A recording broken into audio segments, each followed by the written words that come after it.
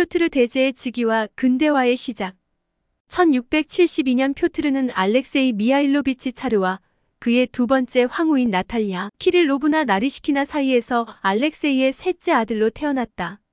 전임 차르 표도르 3세가 젊은 나이에 후계 없이 세상을 떠나자 1682년 이복형인 이반과 공동차르로 선포되었다. 공동차르가 나타나게 된 것은 당시 러시아에는 제위계승법이 없었기 때문이다. 당대 두 보야르 가문인 밀로랍스키 가문과 나리슈킨 가문이 제위를 두고 다투었다. 나리슈킨 가문이 내세운 표트르는 1682년 4월 차르에 올랐다.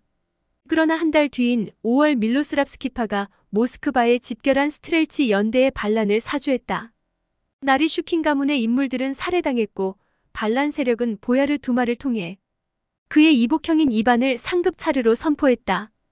그러나 상급 차르로 세워진 이반 5세는 통치를 감당할 수 없었고 표트르는 나리슈킨 파와 함께 국사에 관여할 수 없었으므로 섭정이던 소피아와 그의 측근들이 1682년부터 1689년까지 모스크바국을 지배했다.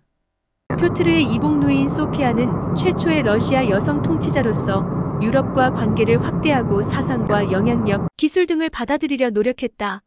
소피아의 정부로 확실시되는 외무 대신 골리친공은 이러한 소피아의 정책에 도움을 주었다. 그는 농노제 폐지와 대대적인 교육을 포함한 서유럽 모델의 개혁에 대한 큰 틀을 품고 있었다. 1686년 러시아는 폴란드와 항구적인 평화조약에 서명했다. 이로써 러시아는 키예프와 그 일대를 자신의 영토로 완전히 합병할 수 있었다. 소피아는 크림 타타르와의 전쟁을 겪으며 섭정인 자신의 존재는 불안정하다는 것을 깨닫고 스스로 확고한 권력을 가진 통치자가 되고자 했다. 그리하여 1689년에 소총병 부대 스트렐치의 지휘관으로 임명된 샤클로비티는 자신의 부대를 이용하여 쿠데타를 일으키려 했다. 그는 소피아를 제위에 앉히고 표트르를 비롯한 그녀의 정적들을 없애려 했다. 그러나 소총병 부대를 완벽하게 장악하지 못한 상태에서 샤클로비티는 반란을 시작했다. 이에 표트르는 자신이 살고 있던 프레오브라젠스코의 마을에서 성세르기우스 수도원으로 한밤중에 피신했다. 이에 총주교와 많은 봉직 귀족들, 심지어는 소총병 부대의 일부 연대까지 표트르 편으로 집결하였다.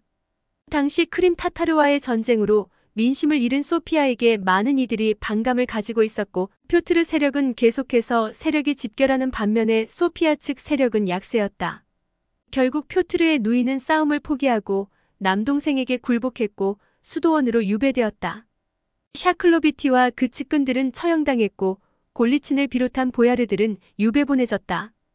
그리고 이반과 공동차르로서 1689년 8월에 표트르는 러시아의 실질적인 통치자로 인정받았다.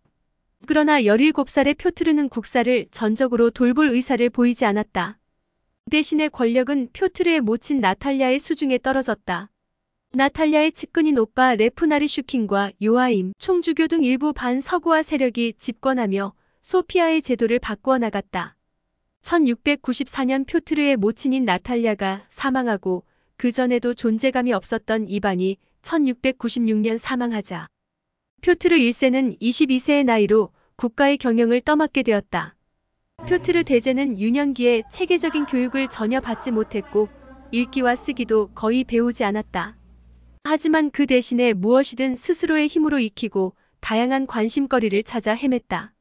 이러한 성향은 전쟁놀이를 하는 데 특화되었는데 훗날 표트르 대제의 군사 프로젝트로 발전하기도 했다.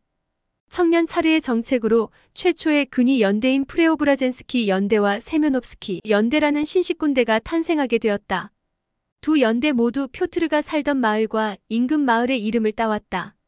또한 이 젊은 차르는 해군에 관심을 보였고 1694년에 아르한겔스크의 해군 조선소를 세웠다.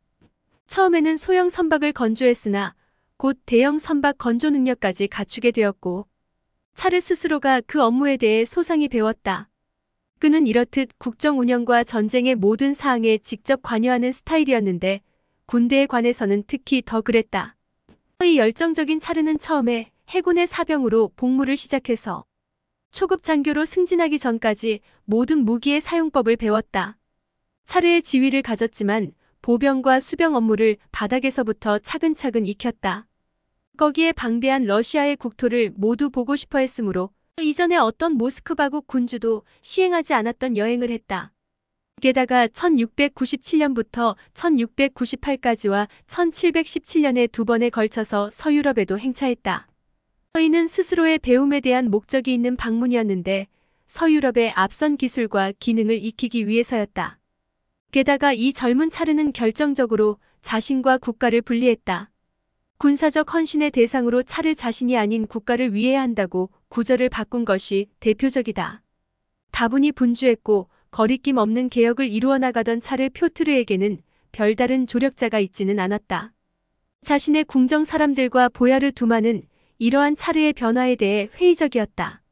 차르는 자신의 세력을 모으기 위해 조력자를 찾기 위해 노력했고 출신이나 지위를 따지지 않고 자신을 도와 러시아를 개혁할 인재를 끌어모았다. 이 시기를 러시아의 근대화로 칭하기도 한다. 이렇게 모인 세력들에는 스위스에서 온 르포트 같은 인물이나 독일에서 온 미니, 오스테르만 등의 외국 조력자들이 있었고 러시아인으로서 차르의 힘이 되어준 이들은 하층 계급 출신인 멘시코프, 야고진스키 등이 있었다.